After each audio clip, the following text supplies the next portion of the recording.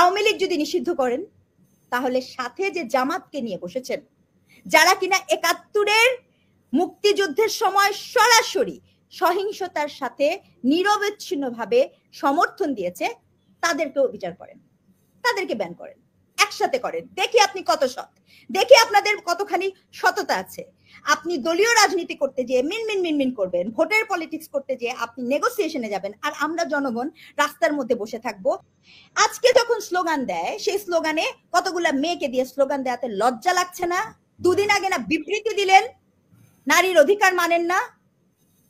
দুদিন আগে না নারীকে সম অধিকার দেওয়ার ক্ষেত্রে বিবৃতি দিলেন? আজকে তাদেরকে নিয়ে বসেছেন কেন? কোন যোগ্যতাতে নিয়ে বসেছেন? কেন এখন আবার মেয়েদের লাগছে আপনাদের অধিকার আদায়ের জন্য? হাসনাত আব্দুল্লাহ যেদিন বসে, সেই সমাবেশে মাহমুদুর রহমান যেদিন বসে, সেদিন আমরা বুঝে যাই যে তারা কি করেন। আপনি কোনো লাভ হবে না। আপনার এই আন্দোলন ২৪ কোন মেয়েদের ছাড়া হতো না। আজকে আমি বিএনপি কেন, আমি আপনাকে বলছি যে এই যে একটা দেশ চলছে, আপনি তো হাসিনাপা বাইরে আছেন, একটা মবের মুল্লুক গেছে, একটা যে কোনো মানুষকে যে কোনো জায়গাতে আপনি মবের শিকার করে ফেলছেন, যখন যেটা মন চাচ্ছে সামনে ভেঙে ফেলছেন। এই প্রক্রিয়া থেকে তো আমাদের উপরে উঠতে আসার কথা। আপনি কি করে একটা রাজনৈতিক দল হয়ে ১৪৪ ধারা জারি আছে, ১৪৪ ধারা আপনার যমুনার আশেপাশে জারি আছে, আপনি ওখানে কেন এখানে এভাবে গেলেন? আপনি এত গরম, আগামী ৩ দিন তাপদাহ যাবে, আবহাওয়া অধিদপ্তর বলেছে। এত গরমের মধ্যে আপনি এই নাটক করলেন কেন? সিটি কর্পোরেশনের পানি ছিটালেন কেন? পানি ছিটাচ্ছেন উঠানোর জন্য নাকি গরম থেকে স্বস্তি দেওয়ার জন্য? এগুলো কেন করছেন? জনগণ কি বোকা? মানুষ কি বোকা? আমরা কি পলিটিক্যাল ইকুয়েশন গুলো বুঝি না? তাহলে আপনি আপনাদের যে চাওয়া, এই চাওয়াটা তো হওয়ার কথা হচ্ছে ন্যায্য বিচারিক প্রক্রিয়ার দীর্ঘসূত্রিতা, সেটা নিয়ে আপনি আলাপ করছেন না। খেয়াল করে দেখবেন, সকল সংস্কার কমিশনের সংস্কারগুলো যখনই জমা পড়েছে, তখনই আপনার ডিসকোর্সে আসছে যে আমি এখন সংস্কার চাই না, আমি এখন বিচার চাই। এবারে ব্যাপারটা কি? ব্যাপারটা হচ্ছে যখন আপনার সংস্কার কমিশনের রিপোর্টটা যে মুহূর্তে জমা পড়লো, তখন আমরা ডে ওয়ান থেকে, আমি ব্যক্তিগতভাবে বলেছি, ইটস ভেরি ইম্পর্টেন্ট, ওই যে ছেলেটা হাত হারিয়েছে, পা আছে, তাদের পুনর্বাসন করার ব্যবস্থা করার কথা, তাদের জীবনের অনেক দাম আছে, সেখানকার পুনর্বাসন করার কথা, তাদের সাথে যে অন্যায় হয়েছে তার বিচার হওয়ার কথা।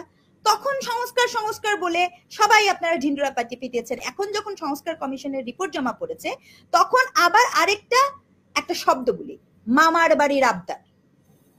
মামার বাড়ির আবদার নিয়ে যে হাজির হয়ে যাওয়াটা, এই হাজির হয়ে যাওয়াটা ভীষণ রকমের সমস্যাজনক। আপনি আজকে আওয়ামী লীগকে নিষিদ্ধ করেন, ভালো কথা। আওয়ামী লীগকে নিষিদ্ধ করার জন্য আপনার এই যে প্রক্রিয়া, এটা কি একটা প্রক্রিয়ার অংশ না? আপনি জোর করে, কেন আমি জোর করে আদায় করে নিতে হবে, এই যে প্রবণতাটা, কার কাছে জোর করছেন? এই গভর্নমেন্ট কার? আর আওয়ামী লীগ যদি নিষিদ্ধ করেন তাহলে সাথে যে জামাতকে নিয়ে বসেছেন, যারা কিনা ৭১-এর মুক্তিযুদ্ধের সময় সরাসরি সহিংসতার সাথে নিরবচ্ছিন্নভাবে সমর্থন দিয়েছে, তাদেরকেও বিচার করেন, তাদেরকে ব্যান করেন, একসাথে করেন। দেখি আপনি কত সৎ, দেখি আপনাদের কতখানি সততা আছে। আপনি দলীয় রাজনীতি করতে যেয়ে মিনমিন করবেন, ভোটের পলিটিক্স করতে যেয়ে আপনি নেগোসিয়েশনে যাবেন, আর আমরা জনগণ রাস্তার মধ্যে বসে থাকবো। আমরা জনগণ এক জায়গা থেকে আরেক জায়গায় যেতে পারবো না, আমরা জনগণ নিরাপত্তা পাবো না। রাস্তায় খেতে গেলে কখন, আজকে কথা বলছি, কখন কালকে সেই করবে, শিক্ষককে টেনে হেসড়ে নেমে ফেলবে, আমরা এগুলো সহ্য করব কেন? কি জন্য করব? কেন করব? আজকে বিএনপি নির্বাচন চায়, বিএনপি আজকে নির্বাচন চায় না, এটা খুব মিসলিডিং কথাবার্তা। বিএনপির পুরা গত ১৫ বছরে বিএনপি এই একটাই কথা বলছে, নির্বাচন চাই, নির্বাচন চাই, নির্বাচন চাই, নির্বাচন চাই। এবং বিএনপি নির্বাচন চাবে, এটাই তো স্বাভাবিক প্রক্রিয়া। একটা রাজনৈতিক দল কি বলবে নাকি এই তোমাকে টেনে হিসেবে নামায় ফেলবো?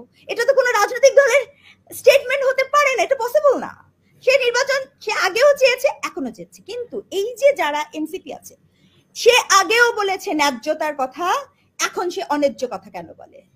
আজকে যখন স্লোগান দেয়, সেই স্লোগানে কতগুলা মেয়েকে দিয়ে স্লোগান দেওয়াতে লজ্জা লাগছে না?